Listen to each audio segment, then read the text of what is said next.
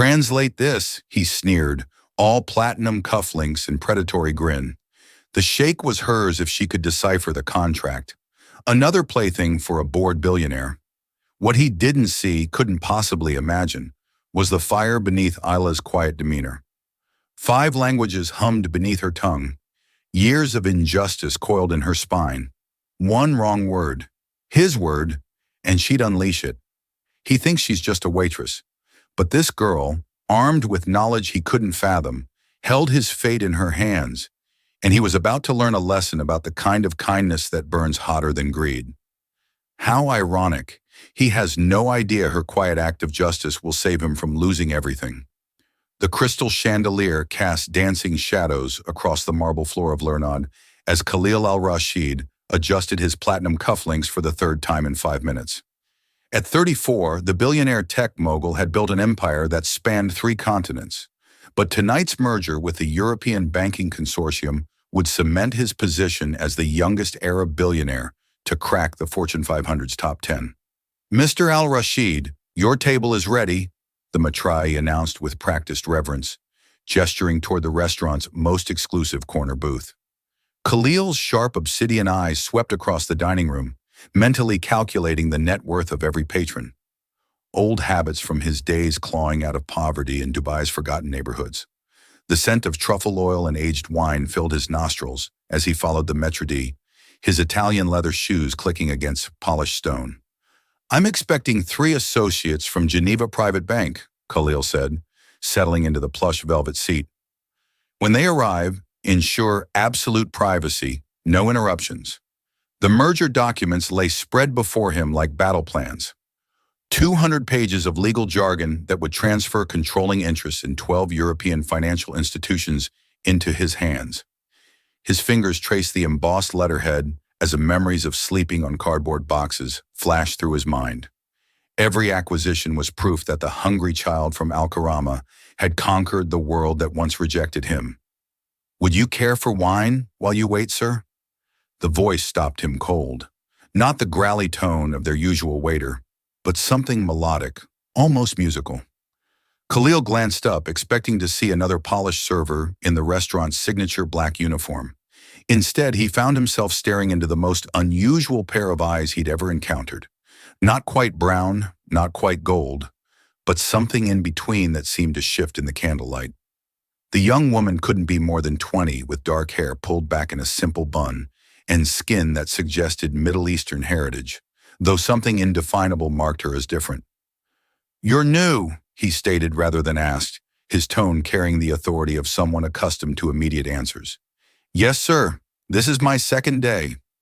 Her voice held a slight tremor, but she maintained eye contact with surprising dignity. "I apologize if I'm disturbing your preparation. I can send Andre if you prefer." Khalil studied her more carefully. Most servers in establishments like this possessed either the practiced obsequiousness of career hospitality workers or the desperate eagerness of those grateful for any employment. This girl displayed neither. Instead, her posture suggested someone trying very hard to appear smaller than she naturally was. "What's your name?" he asked, leaning back in his chair with the casual dominance that had intimidated board members across 5 countries. "Illa, sir." "Lebanese." "Palestinian, sir." The slight lift of her chin carried just enough defiance to intrigue him. "Interesting. And what does a Palestinian girl know about wine selection for a man about to acquire half of Europe's banking sector?" The question was designed to embarrass, to establish the natural hierarchy between them. Khalil had learned early that keeping people off balance prevented them from becoming too comfortable, too presumptuous. But instead of stammering or apologizing, Illa tilted her head slightly, considering his words. "I would suggest the 2015 Domaine de la Roman Conti," she said quietly. "It's bold enough to match your ambition, but refined enough to complement the gravity of your achievement." Khalil's eyebrows rose almost imperceptibly.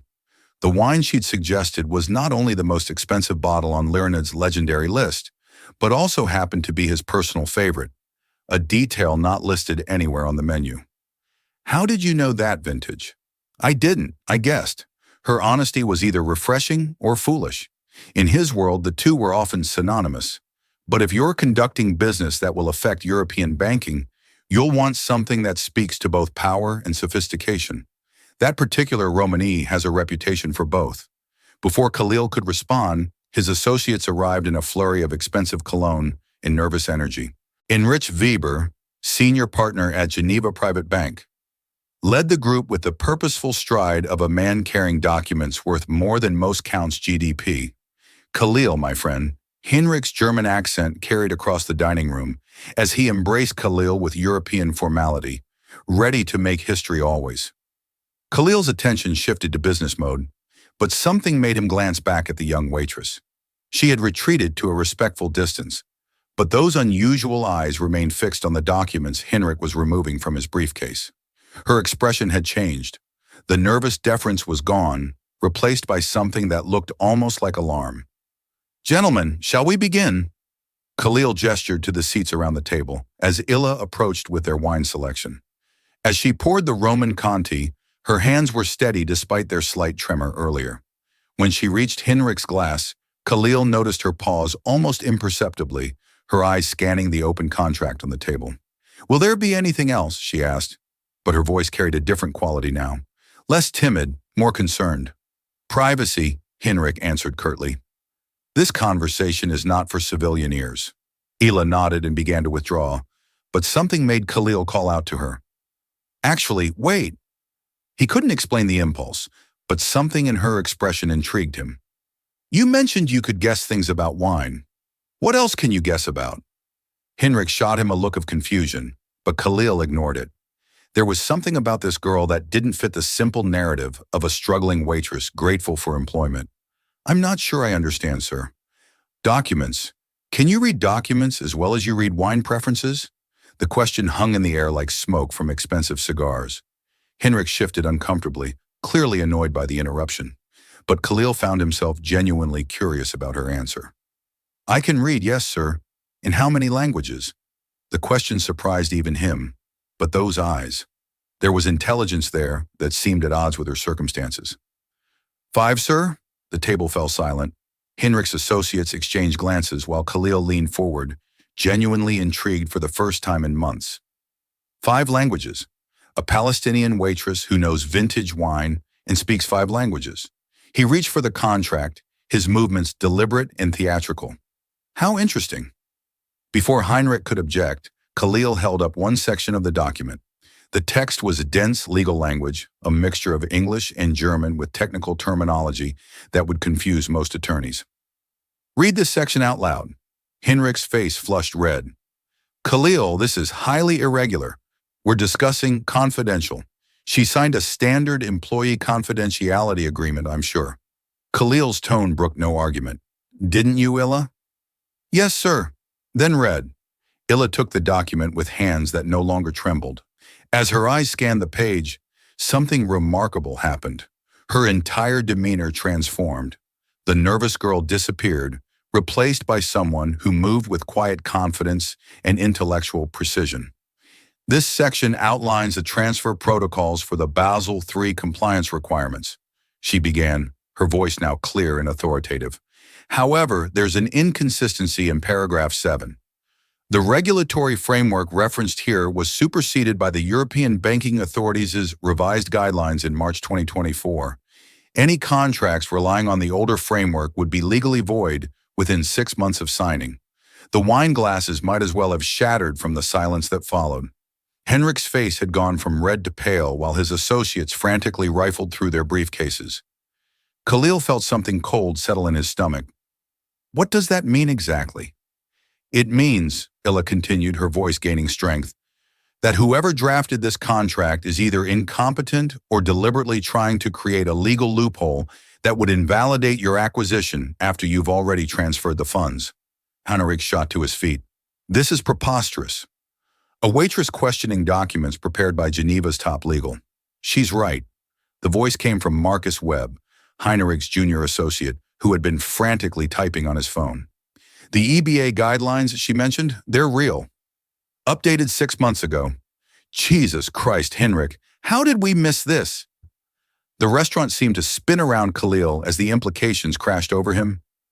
$100 million. That's what he would have lost if he'd signed the contract without this discovery. $100 million saved by a 20-year-old waitress who supposedly just knew how to carry plates. Who are you? The question came out harder than he intended, but Khalil felt as if the ground had shifted beneath his feet. Illa set the contract down carefully, her professional mask slipping just enough to reveal something vulnerable underneath. Just someone who believes people should know what they're signing, sir. But Khalil's business instincts were screaming. This wasn't luck or coincidence. No one knew regulatory banking law at that level without serious training. His eyes narrowed as he studied her face, searching for clues he'd missed. Heinrich, we're done for tonight.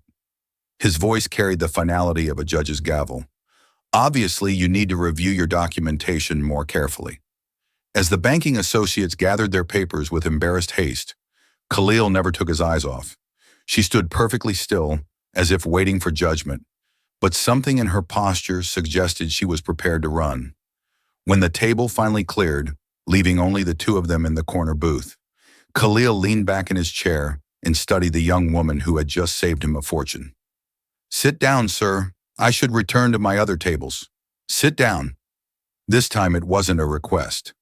Illa slid into the seat across from him with the fluid grace of someone accustomed to high-stakes conversations, despite her humble uniform.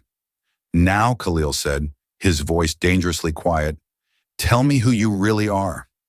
The candlelight flickered between them like a living thing, casting dancing shadows across Illa's face as she met Khalil's penetrating stare. Around them, the restaurant hummed with the quiet conversations of Manhattan's elite, but their corner booth felt isolated from the world. I told you I'm a waitress. Her voice was steady, but Khalil caught the slight tension in her shoulders. Waitresses don't typically know obscure European banking regulations well enough to spot fraudulent contract clauses. He leaned forward, his business instincts fully engaged. They also don't usually speak 5 languages or recommend $20,000 wine bottles with the confidence of a sommelier. Layla's fingers drummed once against the table before she caught herself. Such a small gesture, but it told Khalil everything he needed to know. She was calculating, measuring her words with the precision of someone who had learned that honesty could be dangerous. People contain multitudes, Mr. Al-Rashid. Surely a man who built a tech empire from nothing understands that appearances can be deceiving. The response was elegant, deflective, and told him absolutely nothing. It also revealed she knew exactly who he was, despite never being introduced. Clever, but you're avoiding my question. Khalil signaled to Andre, who appeared instantly with the discretion that came with 15 years of serving Manhattan's power brokers. Bring us coffee, the good coffee, and ensure we're not disturbed. As Andre retreated, Khalil studied Layla's reaction. Most people became nervous when trapped in conversation with him. His reputation for ruthlessness was well-earned and carefully cultivated. But this girl seemed more resigned than afraid, as if she'd been expecting this moment. You saved me $100 million tonight, he said quietly. That kind of favor typically comes with expectations attached. What are yours? I don't have any expectations, sir. Everyone has expectations. The question is whether they're honest about them. The coffee arrived with swift silence, giving Khalil time to analyze the way she held her cup. Confident grip, perfect posture, movements that spoke of training and etiquette most waitresses never received. For instance, I expect you to tell me why someone with your obvious education is serving tables instead of practicing international law. Well, Illa's cup paused halfway to her lips. What makes you think I studied law? Because I studied law, Oxford actually, and the way you dissected that contract wasn't amateur intuition. It was professional analysis. You knew exactly what to look for because you've done it before. For the first time since sitting down, genuine surprise crossed her features, followed immediately by something that might have been fear. I don't practice law anymore. Why not? The question hung between them like a challenge. Khalil watched her internal struggle play out across her face, the war between truth and self-preservation that he recognized from his own climb to power, because lawyers require references, credentials, a clean professional history. Her voice carried a bitterness that spoke of recent wounds. All things that become complicated when your previous life explodes spectacularly. Your previous life, yes. Which was? Ela set down her coffee cup with deliberate care. Does it matter that life is over? It matters because you're sitting in one of Manhattan's most expensive restaurants, casually preventing international financial fraud while pretending to be a struggling waitress. Either you're the most overqualified server in New York, or there's a story worth hearing. Something in her expression shifted. The careful mask slipped just enough to reveal exhaustion that went bone deep. You really want to know? Her voice carried a challenge of its own. Fine. 2 years ago, I was a junior partner at Blackstone and Associates in London, international corporate law, specializing in Middle Eastern and European banking regulations. I had a corner office, a 6F-figure salary, and a fiancé who happened to be the senior partner's son. Khalil felt his attention sharpen. Blackstone and Associates was legendary in legal circles, one of London's most prestigious firms, handling acquisitions that shaped global markets. What happened? I discovered my fiancé and his father were using my regulatory expertise to help clients hide money laundering operations through legitimate banking channels. When I threatened to report them, they destroyed my career, my reputation, and my life. She met his eyes with defiant honesty. They made sure I could never practice law again anywhere in the world. The pieces began falling into place. A brilliant lawyer with specialized knowledge, cast out from her profession and forced into survival mode. It explained the 5 languages, the wine knowledge, the ability to spot fraudulent contracts, and the bone-deep weariness that radiated from her despite her professional composure. So you became a waitress. I became invisible. Sometimes that's the safest thing to be. Khalil found himself genuinely impressed. Most people who fell from such heights crumbled completely. This girl had adapted, survived, even found a way to use her skills when it mattered. The resilience reminded him of his own journey from Dubai's slums to Manhattan's boardrooms. Invisibility is overrated, he said finally, especially when you possess rare talents, talents that got me exiled from my profession, destroyed my relationships, and cost me everything I'd worked for. Layla's laugh held no humor. Forgive me if I'm not eager to make the same mistakes twice. What if I told you those weren't mistakes? The question seemed to surprise her. What do you mean? You chose integrity over comfort. You chose truth over security. In my experience, those are rarely mistakes, even when they're expensive. For a moment, something vulnerable flickered across her features. Easy to say when you're worth billions. Integrity doesn't pay rent. No, but it does something more valuable. It reveals character. And character, Ela, is the rarest commodity in my world. The way she looked at him then made Khalil realize the conversation had shifted into territory he hadn't intended to explore. This wasn't just professional curiosity anymore. Something about her combination of strength and vulnerability was awakening instincts he'd buried years ago beneath ambition and calculated relationships. "Why are you telling me this?" she asked quietly. "Because I think we might be able to help each other. I'm not interested in charity, Mr. Al-Rashid. Good, because I'm not offering any." Khalil leaned forward, his voice taking on the tone that had closed billion-dollar deals. "I'm offering a job." The words seemed to echo between them. Layla's expression cycled through surprise, suspicion, and something that might have been hope before settling into careful neutrality. "What kind of job?" "The kind that uses your actual skills. I need someone who understands international banking law. Someone who can spot the kind of trap that nearly cost me 9 figures tonight. Someone who isn't already owned by the financial institutions I'm acquiring. You need a lawyer. I need your specific expertise and your specific perspective." Khalil paused, letting the offer sink in. "The question is whether you're ready to stop hiding behind invisibility and start using your talents again." Ela stared at him for a long moment, and Khalil found himself actually nervous about her answer. When had the opinion of a 20-year-old waitress become important to him? What would be expected of me? Due diligence on acquisitions, contract review, regulatory compliance. The same work you did in London, except this time you'd be working for someone who values honesty over convenience. And the salary Khalil named a figure that made her eyes widen despite her attempt to maintain composure. It was more than generous. It was transformative. The kind of offer that could rebuild a life. That's a substantial offer for substantial work. I don't make small investments, Leah, in businesses or people. The weight of his words settled between them. This wasn't just about employment. It was about resurrection, a chance to reclaim the life that had been stolen from her, to use her brilliance for something meaningful again. I'd need to think about it, she said finally. Of course, but don't think too long. Khalil rose from the table, leaving payment that would cover both their evening and a generous tip for the staff. Opportunities like this don't wait indefinitely. As he prepared to leave, something made him turn back. Illa was still seated, staring at the contract pages Henrik had left behind, her expression unreadable. One more thing, Khalil said. What you did tonight spotting that fraud. Why did you speak up? You could have stayed invisible. Let me sign the contract, avoided getting involved. She looked up at him with those unusual gold-brown eyes, and for a moment the careful walls she'd built around herself seemed to crack. Because I've seen what happens when good people get destroyed by others' greed.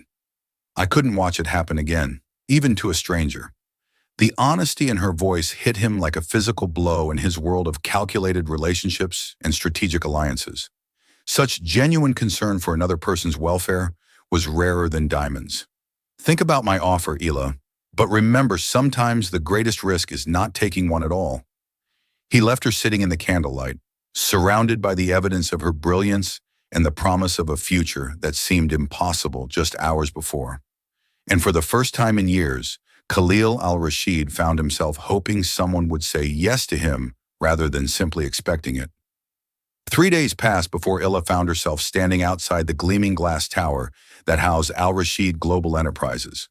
The building stretched toward the Manhattan sky like a steel and crystal monument to ambition, its surface reflecting the city's relentless energy.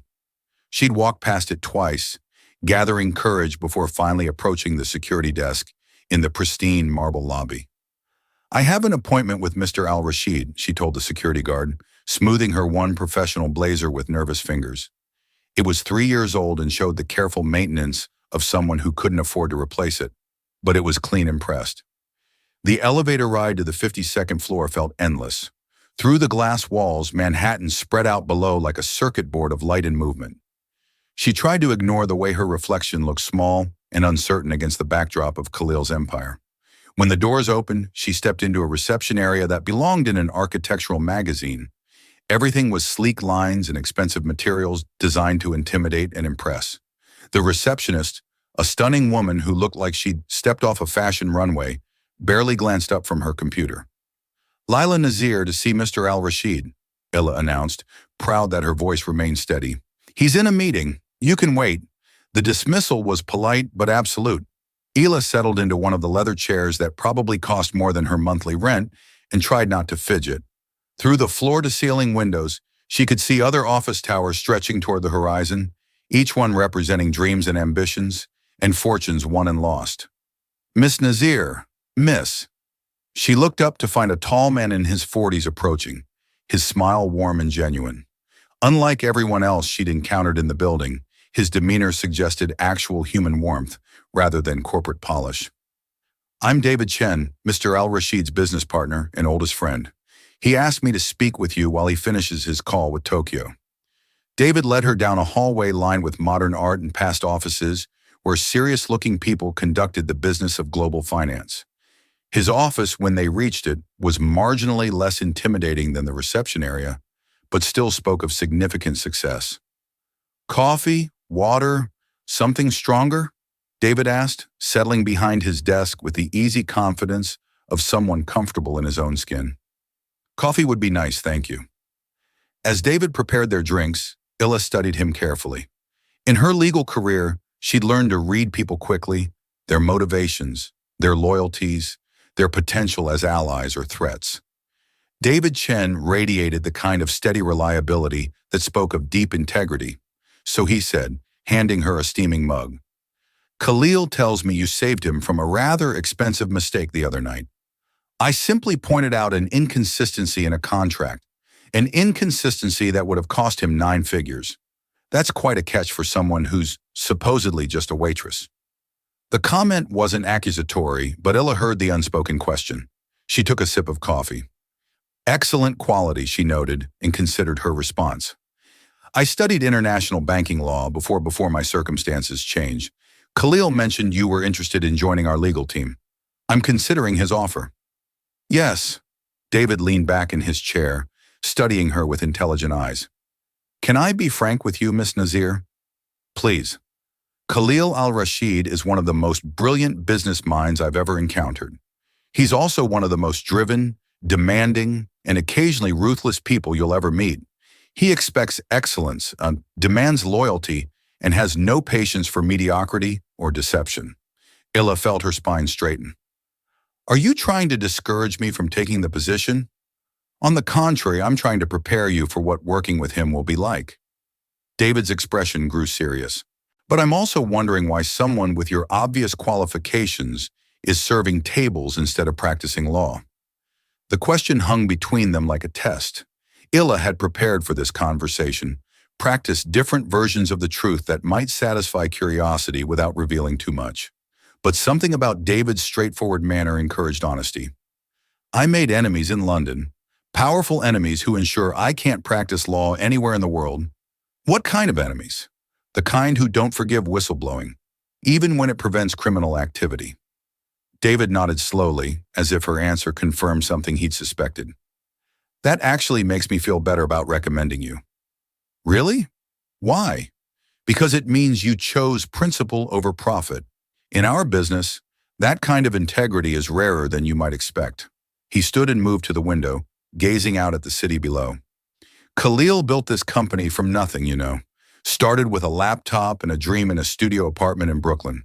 Every acquisition, every merger, every success has been earned through intelligence, determination, and an absolute refusal to compromise his principles. That's impressive. It's also lonely. Success at his level tends to attract people with ulterior motives.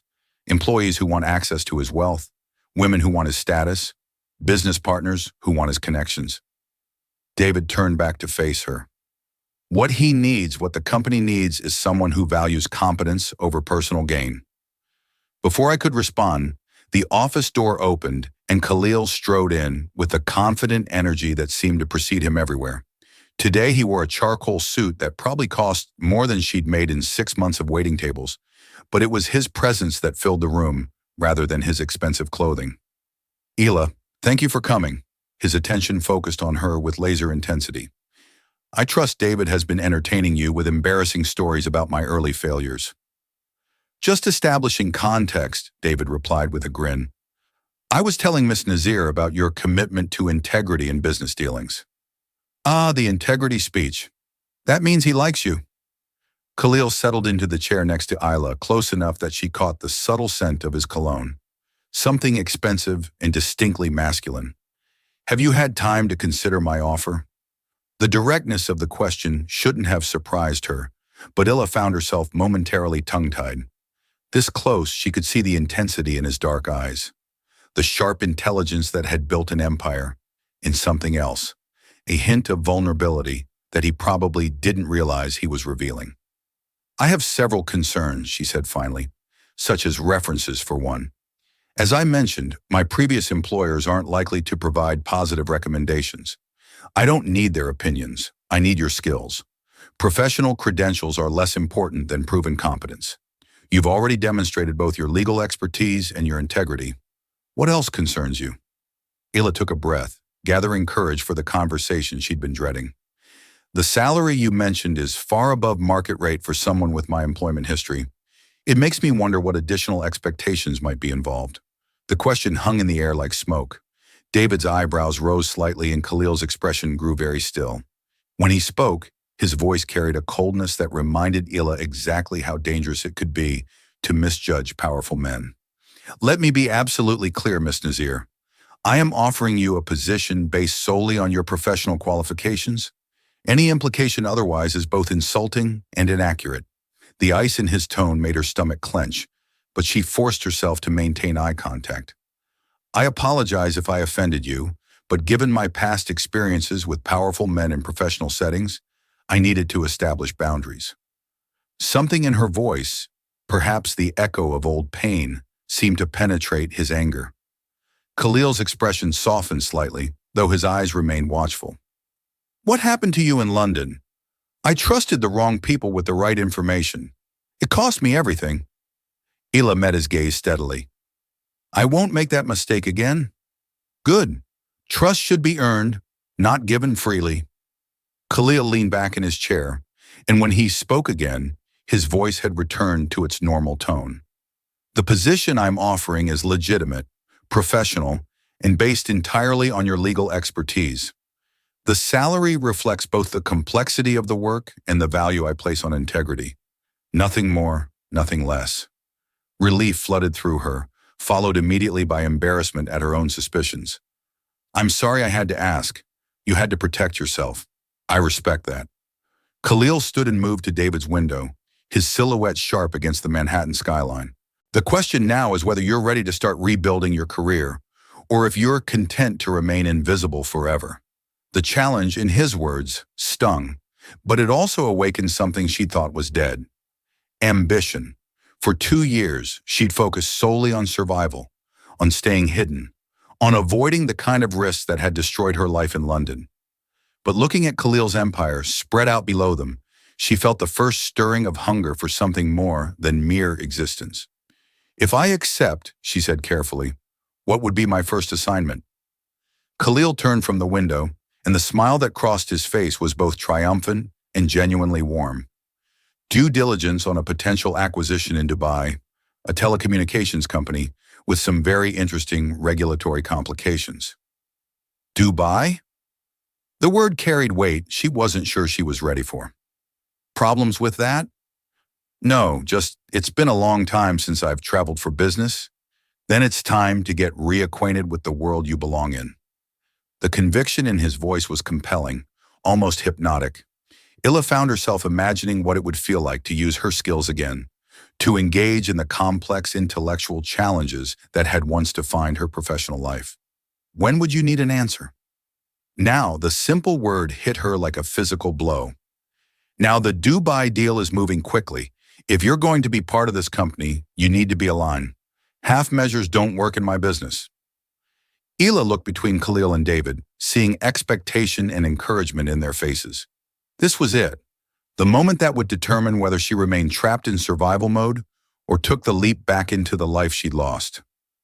All right, she said, the words coming out stronger than she'd expected. I accept. Khalil's smile was brilliant, transforming his entire face from intimidating to almost boyishly pleased. Excellent. David will handle the employment paperwork and arrange your travel documents. We leave for Dubai tomorrow night. This is too important to delegate entirely. I'll be overseeing the negotiations personally. His expression grew serious. Are you ready for this, Ela? Because once we start, there's no hiding behind other people's expectations. Your work will be scrutinized by some of the sharpest legal minds in international business. The question was both a challenge and an invitation. Ila felt years of suppressed ambition rising like a tide in her chest. I'm ready, she said. And for the first time in 2 years, she actually believed it. As she left the Al Rashid building an hour later, employment contracts signed and travel arrangements being expedited, Layla caught her reflection in the lobby's polished marble. The woman looking back at her appeared different somehow. Straighter shoulders, brighter eyes, the faint suggestion of purpose returning to her posture. Tomorrow night, she would board a plane to Dubai as a senior legal consultant for one of the world's most successful companies. 6 months ago, she'd been serving coffee and dodging creditors. The transformation felt surreal, almost too good to be true. But as the Manhattan evening settled around her, Ela allowed herself to feel something she hadn't experienced in years. Hope. Whatever happened next, whatever challenges awaited in Dubai, she was no longer just surviving. She was finally ready to live again. The first-class cabin of Emirates Flight 202 felt like a cocoon of luxury as it sliced through the night sky toward Dubai. Ela had never flown first class before. Even during her successful years in London, she'd been too practical to spend money on such extravagances. Now surrounded by cream leather and polished wood, she felt both grateful and slightly overwhelmed. Khalil sat across the aisle, his laptop open and fingers flying across the keyboard with the focused intensity that seemed to define everything he did. Occasionally he would glance her way, offering a brief smile or checking if she needed anything, but mostly he was absorbed in the endless stream of emails and documents that apparently never stopped flowing in his world. Nervous about returning to Dubai? She asked during one of his brief breaks from typing. Nervous? No. Khalil closed his laptop and turned his full attention to her. But returning home always brings up memories I prefer to keep buried. Bad memories. Complicated ones. His expression grew distant. Dubai is where I learned that survival sometimes requires becoming someone you never intended to be. The vulnerability in his admission surprised her. During their brief time working together in New York, Khalil had projected unwavering confidence and control. This glimpse of uncertainty made him seem more human, more approachable. Is that why you left? I left because I had nothing left to lose and everything to prove. Sometimes that's what it takes to build something meaningful. Hila understood that logic intimately. Her own exile from London had been driven by similar desperation, the need to rebuild from absolute destruction. What about you? Khalil asked. Any second thoughts about diving back into international law? Dozens, she admitted, but they're outnumbered by the desire to use my brain for something more complex than memorizing wine lists. His laugh was warm and genuine. I imagine that was frustrating. You have no idea. Do you know how many times I wanted to correct customers who mispronounced chat dem or explain why their wine choice was completely wrong for their meal? But you didn't. No, invisible people don't correct their betters. The bitterness in her own voice surprised her. 2 years of suppressing her intelligence, her education, her natural instincts to engage and analyze. It had taken a toll she was only beginning to recognize. You're not invisible anymore, Khalil said quietly. No, now I'm conspicuous, which is almost worse. Your legal team in Dubai is going to wonder why you hired someone with no references and a mysterious employment gap. Let me worry about my legal team. Your job is to focus on the telecommunications acquisition. Khalil reached for a thick folder from his briefcase. Sharif Communications, founded 15 years ago by Hassan Sharif, built into one of the region's most successful independent telecom companies. On paper, it's exactly the kind of acquisition that would expand our Middle Eastern operations significantly. On paper, there are regulatory complications that don't make sense. Licensing issues, government contract disputes, personnel problems that seem designed to devalue the company right before we're scheduled to make an offer. Hila felt her analytical mind engaging the familiar thrill of puzzle solving, beginning to override her nervousness. You think it's orchestrated? I think Hassan Sharif is either the unluckiest businessman in Dubai or someone is deliberately sabotaging his company to force a lowball sale, and you want me to figure out which. I want you to dig deeper than our Dubai legal team has been able to. Sometimes an outsider's perspective reveals things that local experts miss. The plane hit a patch of turbulence, and Hila gripped her armrest as the cabin shuddered. Khalil noticed her discomfort and reached across the aisle, his hand covering hers in a gesture that was both comforting and surprisingly intimate. It's just air pockets, he said softly. Nothing to worry about. The warmth of his palm against her skin sent an unexpected jolt of awareness through her. This close, she could see the gold flecks in his dark eyes, the slight stubble that suggested he'd been working since dawn, the way his mouth curved when he was trying to be reassuring rather than commanding. Sorry, she said, not pulling her hand away. I'm usually a better flyer than this. Stress affects people differently. You're taking on a lot of changes very quickly. The concern in his voice was genuine, not the polite interest of an employer checking on a subordinate. It was the kind of personal attention that made dangerous feelings stir to life in her chest. I can handle it, she said, finally withdrawing her hand from his. I know you can, but that doesn't mean you should have to handle it alone. Before she could respond to that loaded statement, the flight attendant appeared to refresh their drinks and inform them that they would begin descent into Dubai within the hour. The moment of intimacy dissolved, replaced by the practical realities of business travel and upcoming challenges. But as Layla looked out the window at the lights of the Persian Gulf beginning to appear below, she couldn't shake the memory of Khalil's hand on hers, or the way his concern had felt, both professional and deeply personal. The Dubai International Airport was a monument to global connectivity and Middle Eastern ambition. Even at midnight, it bustled with the energy of a city that never truly slept. As they moved through customs and toward the waiting car service, Layla marveled at the mix of traditional and modern that defined everything around them. First time in the UAE, Khalil asked as their driver navigated through traffic toward the city center. First time anywhere in the Middle East, actually. My parents immigrated to London when I was very young. Then you're in for an experience. Dubai is unlike anywhere else in the world. It's what happens when unlimited ambition meets unlimited resources. Through the car windows, the city revealed itself in layers of light and shadow. Traditional souks nestled alongside gleaming skyscrapers, while luxury hotels rose from the desert like monuments to human determination. It was beautiful and overwhelming and completely foreign, yet something about it felt familiar in a way she couldn't explain. It suits you, Illa said without thinking. What do you mean? The city, it's ambitious, successful, but also slightly untamed, like it's still becoming whatever it's meant to be.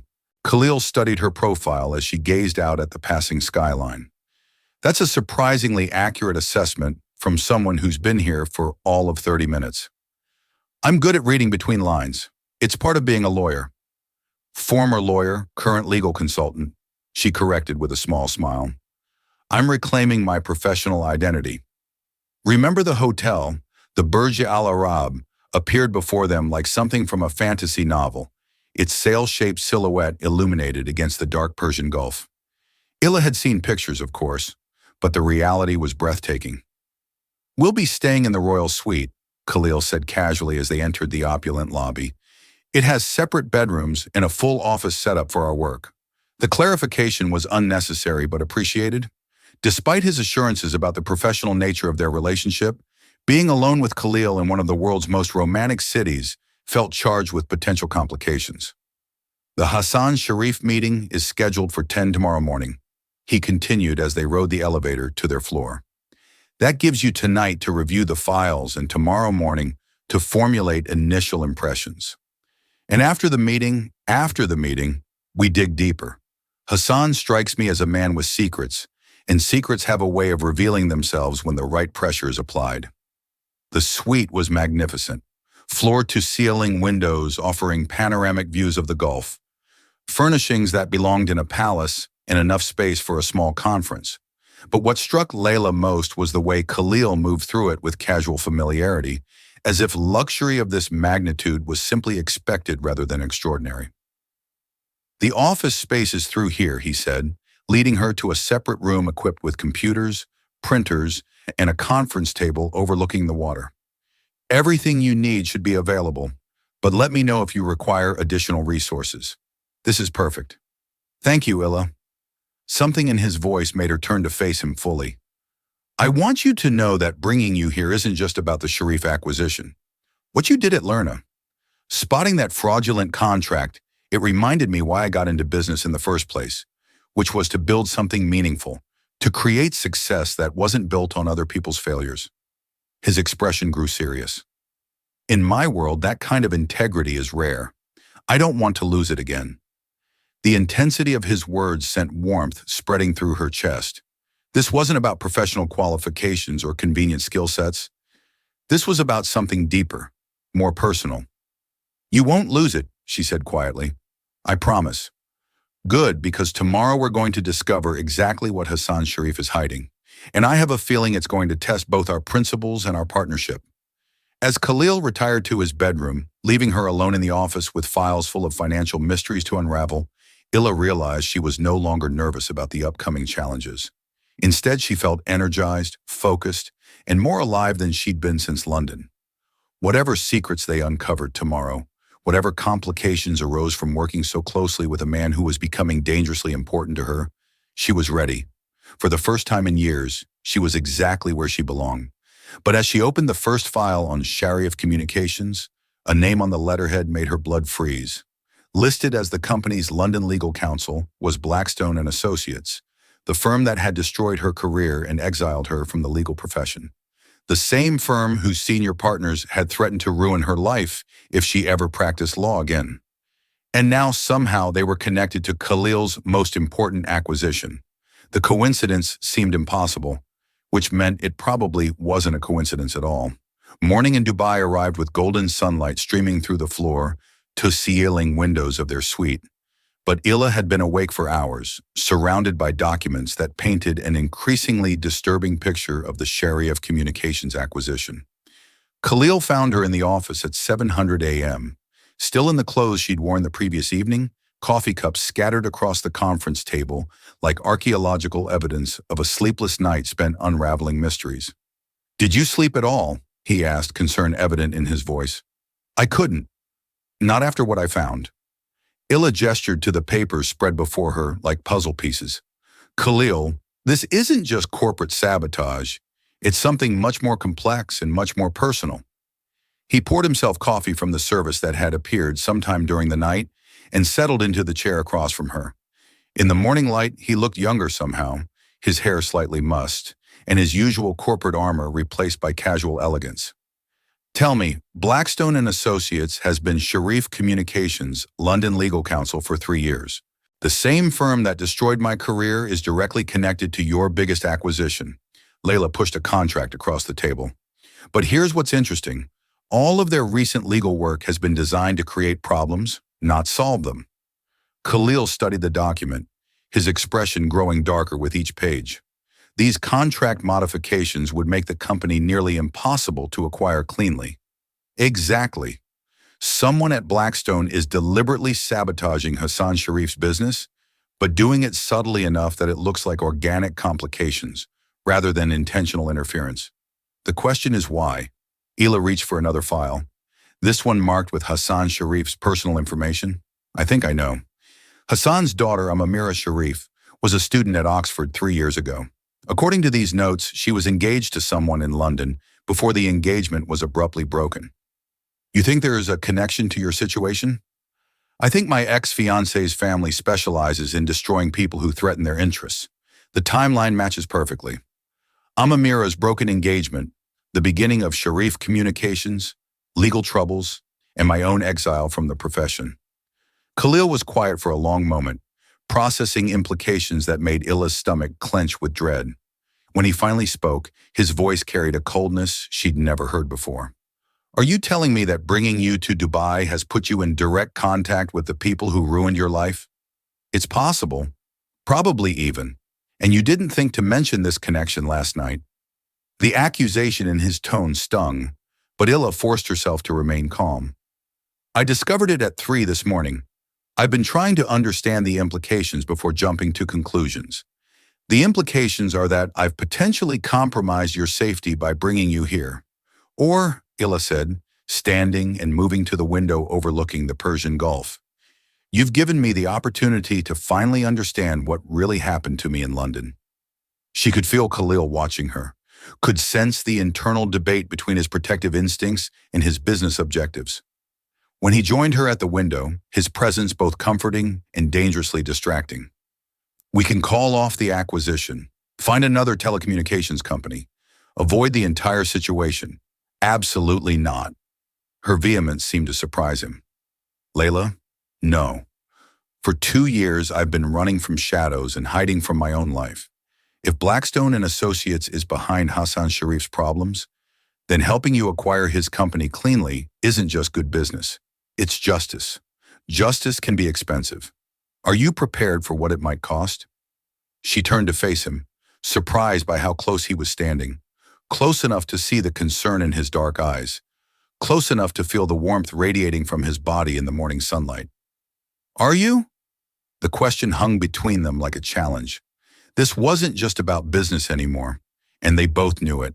This was about trust, about taking risks for each other, about the dangerous territory they'd been approaching since that first night at Leonard.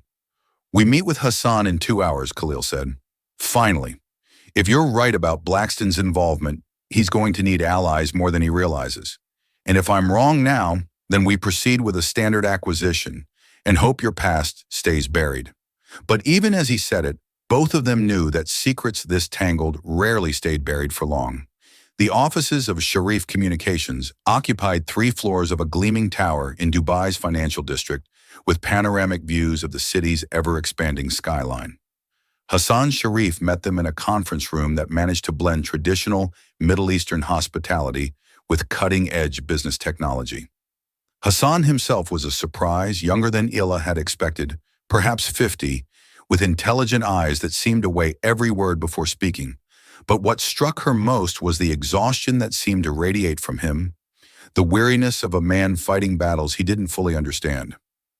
Mr. Al-Rashid, thank you for considering our company for acquisition, Hassan said as they settled around the polished conference table. I'll be honest, we need this partnership more than pride would normally allow me to admit. Business is business, Hassan. The question is whether we can structure a deal that benefits everyone involved. Khalil's tone was professionally cordial, but Ila could sense his increased alertness. I've brought Ms. Nazir to review the legal complications that seem to be affecting your operations. Hassan's attention shifted to Ila with polite interest. Ms. Nazir, your expertise is in international corporate law. Among other things, I specialize in regulatory compliance and contract analysis. Ila opened her briefcase with deliberate care. I've been reviewing your recent legal documentation, and I have some concerns about the advice you've been receiving. Something flickered in Hassan's expression. Hope, perhaps, or recognition that someone finally understood his situation. You've identified problems, I've identified patterns. Your London legal counsel has been creating obstacles rather than removing them. Contract modifications that invite regulatory scrutiny, licensing applications that contain deliberate errors, partnership agreements structured to fail. Hassan's face went pale. That's exactly what I've been suspecting, but I couldn't prove it. Why would your own lawyers sabotage your business? Khalil asked, though Ila suspected he already knew the answer. Because they're not really my lawyers, Hassan said quietly. 3 years ago, my daughter Amira was studying at Oxford. She became engaged to a young man from a prominent London legal family. The engagement ended badly with accusations and threats, and suddenly this prestigious firm was offering their services at rates I couldn't refuse. Blackstone and Associates, Ila said. Hassan's surprise was genuine. You know them? Unfortunately, yes. They destroyed my career when I threatened to expose their money laundering operations. The conference room fell silent except for the gentle hum of air conditioning and the distant sounds of Dubai traffic. Hassan stared at Ila with dawning understanding, while Khalil's expression grew dangerously cold. James Blackstone, Hassan said finally. That was the name of Amamira's fiancé. When she discovered he was using her to gain access to our family's business connections, she broke the engagement. He threatened to ruin us both. And he's been systematically doing exactly that, Layla confirmed. Using legal expertise to create problems that would force you into a desperate sale, probably to associates of his who would acquire your company at a fraction of its true value. Can you prove this? Khalil asked. Ila reached for her laptop and pulled up the analysis she'd been working on since dawn. Every contract modification, every regulatory complication, every licensing issue can be traced back to advice from Blackstone and Associates. The pattern is clear once you know what to look for. More importantly, Hassan said, his voice gaining strength, can you fix it? I can do better than that. I can expose the entire operation and make sure James Blackstone never manipulates another client. The determination in her voice seemed to surprise everyone in the room, including herself. But as the pieces of the conspiracy became clear, Ila felt something awakening in her that had been dormant since London, the hunger for justice that had driven her to become a lawyer in the first place. What do you need from us? Khalil asked. Access to all of your legal files, communication records with Blackstone, and permission to contact regulatory authorities in both London and Dubai. Done, Hassan, anything you need. If there's a chance to save my company and expose these people, I'll give you whatever resources you require. Dim. As they spent the next hour reviewing documents and planning strategy, Ila felt the familiar thrill of complex legal work engaging every facet of her intelligence.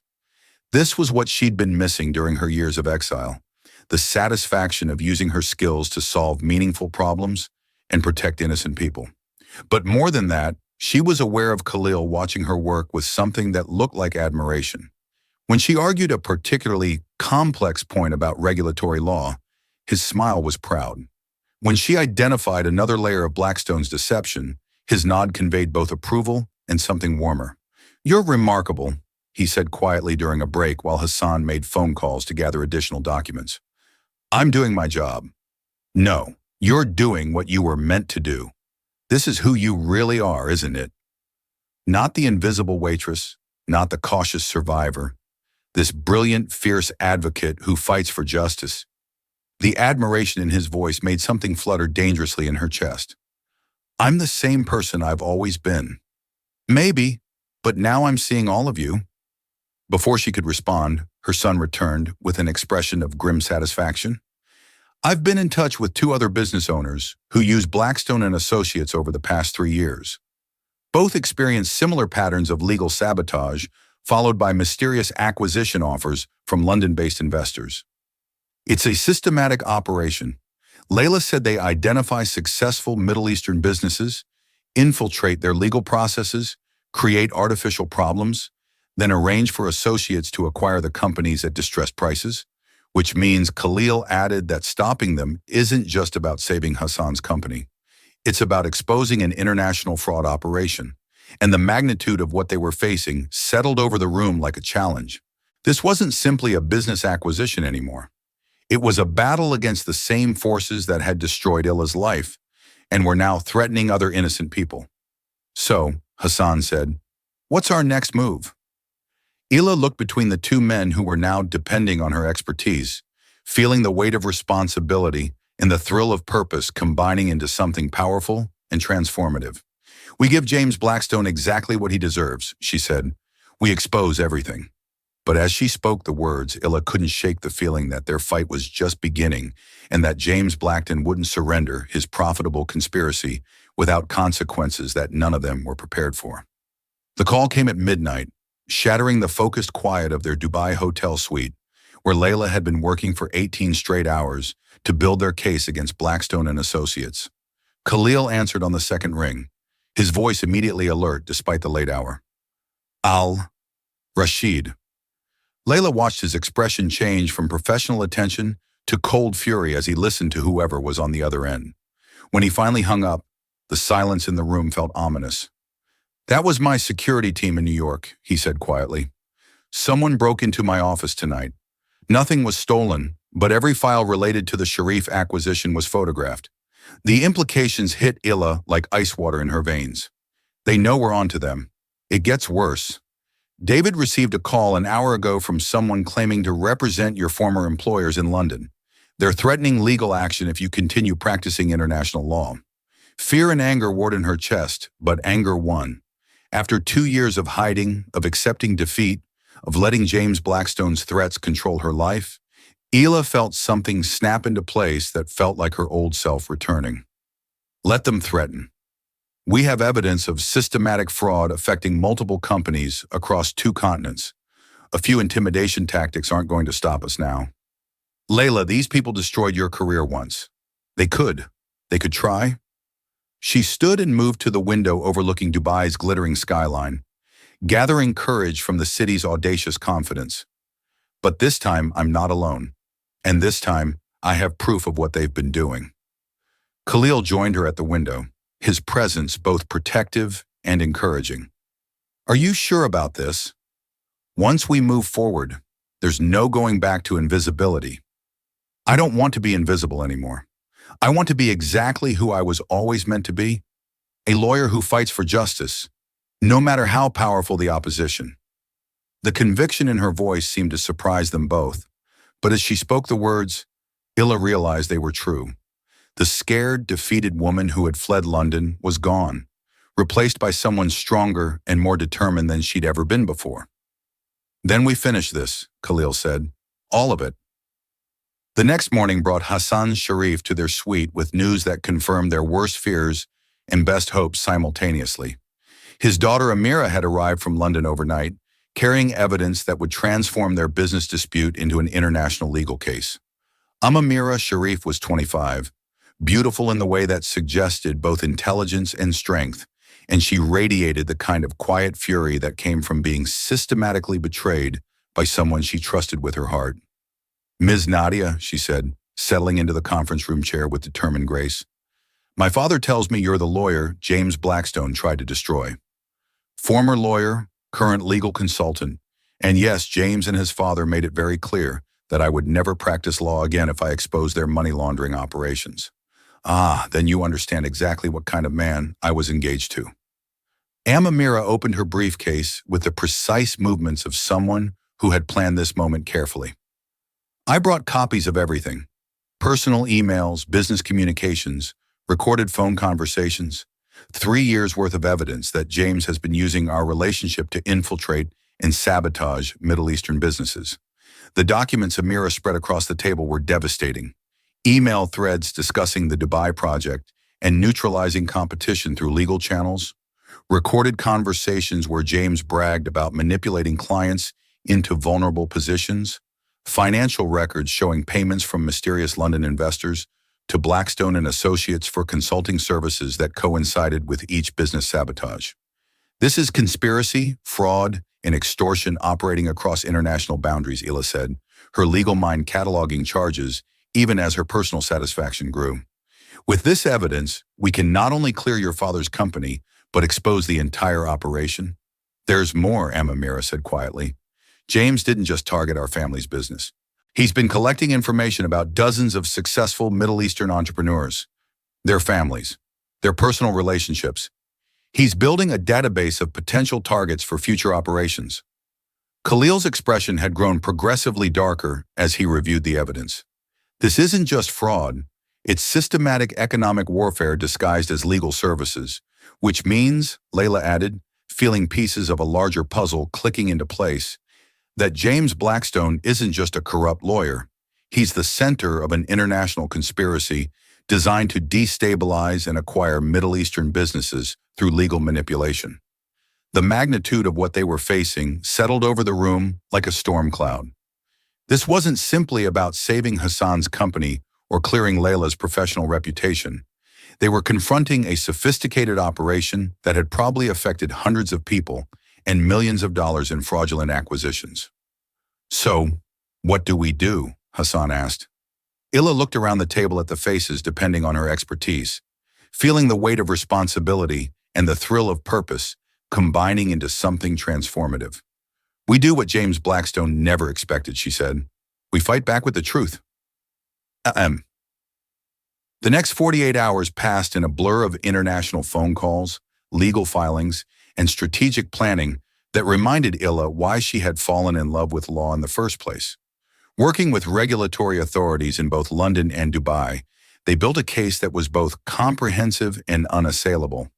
Khalil proved to be not just a supportive employer, but an invaluable partner in the investigation. His business connections opened doors that would have remained closed to a disgraced lawyer working alone, while his strategic mind helped identify weaknesses in Blackstone's operation that pure legal analysis might have missed. The Dubai Financial Services Authority has agreed to freeze all assets connected to Blackstone's Middle Eastern operations, he announced after a particularly crucial phone call. And the London Serious Fraud Office is launching a formal investigation based on the evidence Amira provided. What about the intimidation campaign against me? Illa asked. Handled.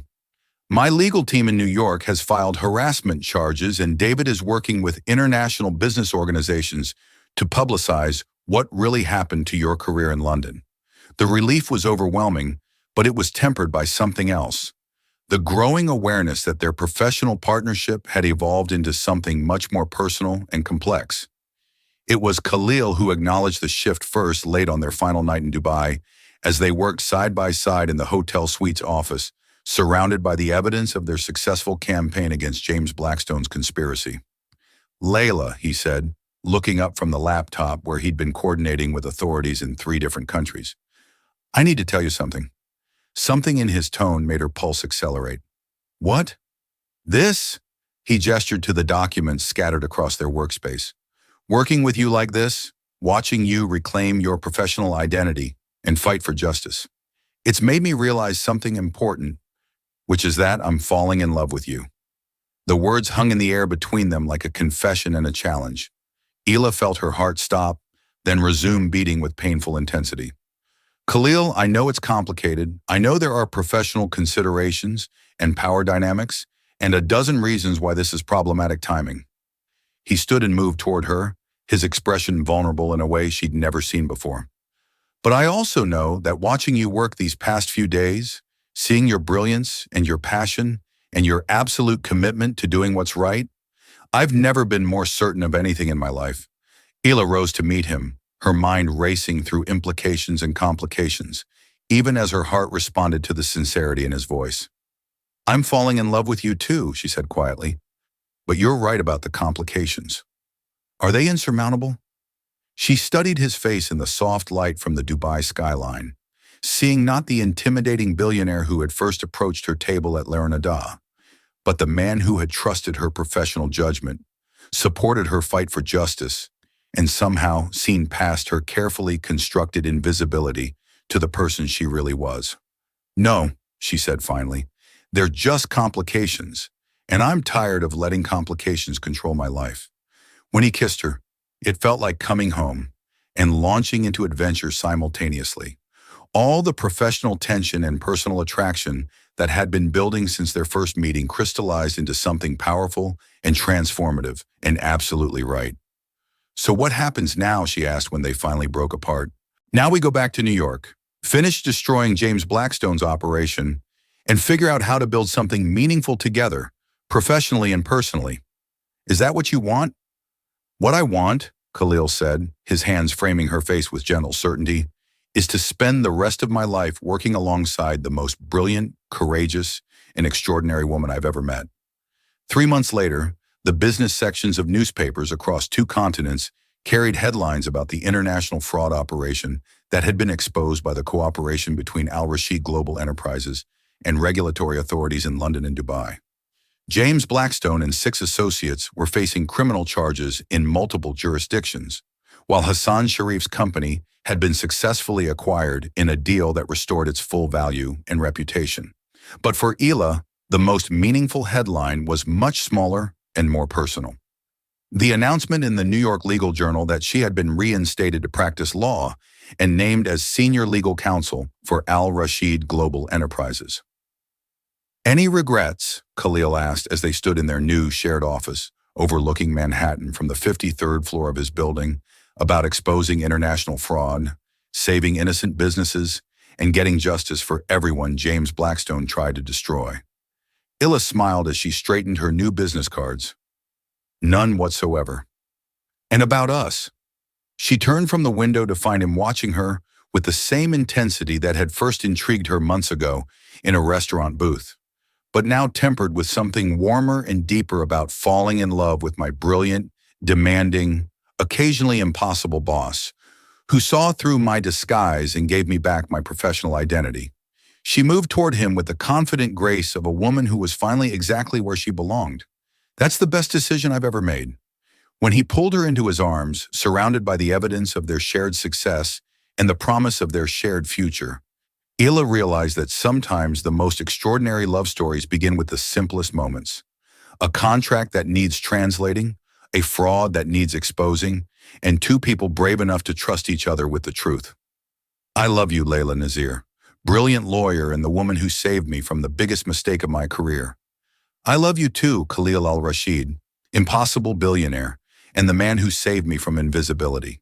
And as Manhattan sparkled around them like a promise of endless possibilities, they began planning not just their next acquisition, but their wedding, their future, and the empire they would build together on the foundation of justice, integrity, and a love that had transformed them both.